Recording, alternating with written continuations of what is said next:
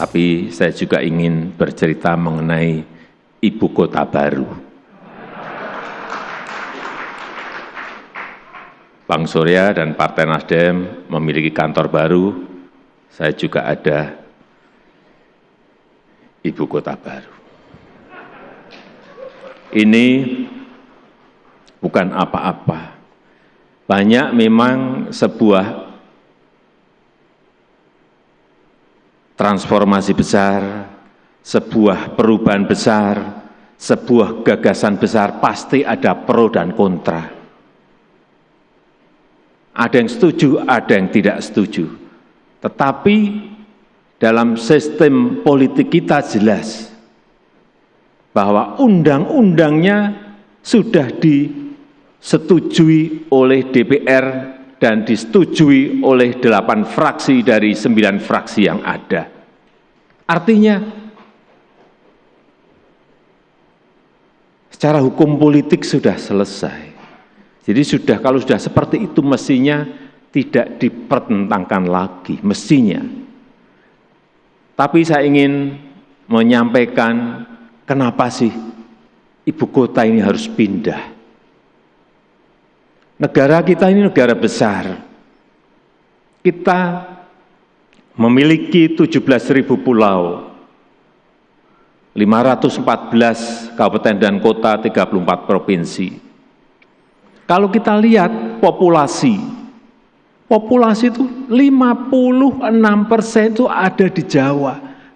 56%, 156 juta penduduk Indonesia ada di Jawa. Padahal kita memiliki 17.000 pulau.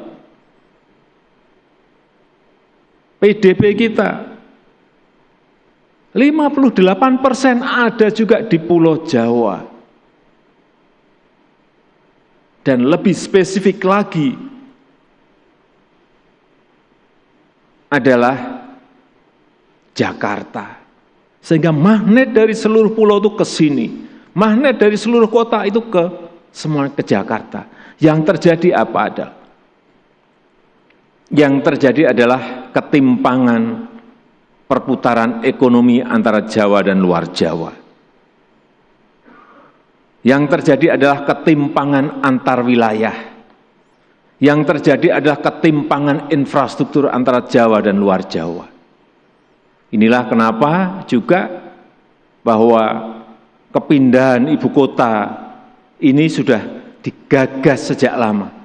Tahun 57 Bung Karno pernah memiliki keinginan untuk memindahkan dari Jakarta ke Palangkaraya. Tetapi terhambat karena ada pergolakan politik, sehingga gagasan itu tidak terlanjutkan. Pak Harto juga memiliki gagasan yang sama untuk memindahkan ibu kota, tapi bergeser sedikit ke Jonggol di Jawa Barat. Sehingga kajian-kajian itu sudah ada sebelumnya. Sekali lagi, perpindahan ini adalah untuk pemerataan, baik pemerataan infrastruktur, pemerataan ekonomi, dan juga keadilan sosial. Yang kita gagas di ibu kota baru ini adalah yang pertama, 70% areanya adalah harus menjadi area hijau, harus itu. Kemudian yang kedua, 80% kendaraan yang ada atau perputaran mobilitas dari satu tempat ke tempat lain, mobilitas orang itu didukung oleh 80% transportasi publik. Jadi bukan mobil pribadi. Kemudian juga 80% lebih nanti akan menggunakan energi hijau, yaitu dari hydropower yang ingin kita bangun di Sungai Kayan di Kalimantan Utara. Sehingga di ibu kota baru dari satu titik ke titik yang lain itu diperkirakan oleh city planner-nya memakan waktu 10 menit. Jadi ini 10-minute city. Dari sini ke sini, dari sini ke sini, semuanya 10 menit. Dan kita akan memberikan prioritas kepada yang pertama adalah pejalan kaki. Orientasinya ke sana. Yang kedua, yang naik sepeda. Yang ketiga, yang transportasi umum. Jadi yang pertama itu yang senang pejalan kaki itu silahkan pindah ke ibu kota baru. Yang senang bersepeda juga, yang ingin sehat itu juga pindahlah ke ibu kota baru. Kalau yang senang naik mobil, apalagi mobilnya pakai BBM fosil, jangan pindah ke ibu kota baru. Dan konsep besarnya adalah Smart Forest City.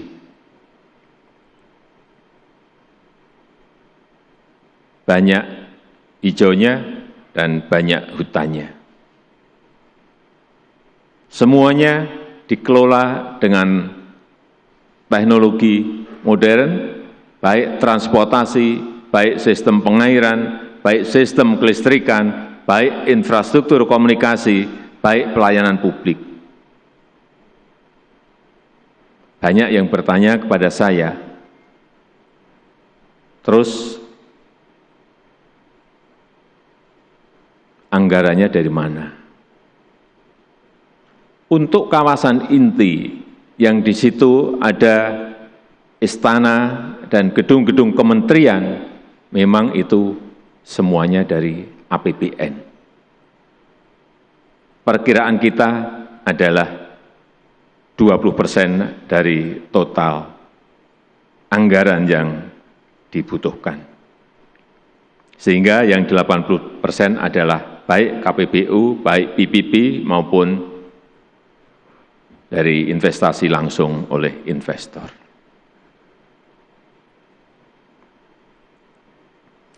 Sehingga sekali lagi kembali kepada ibu kota Nusantara, karena di sana adalah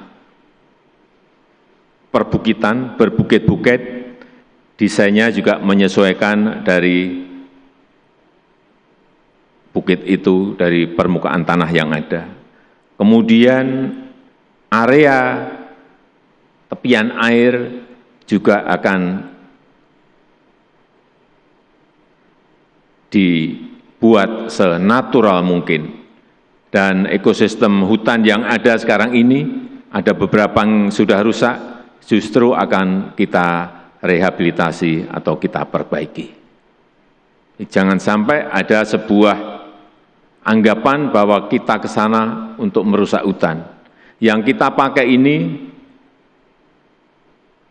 256.000 hektar,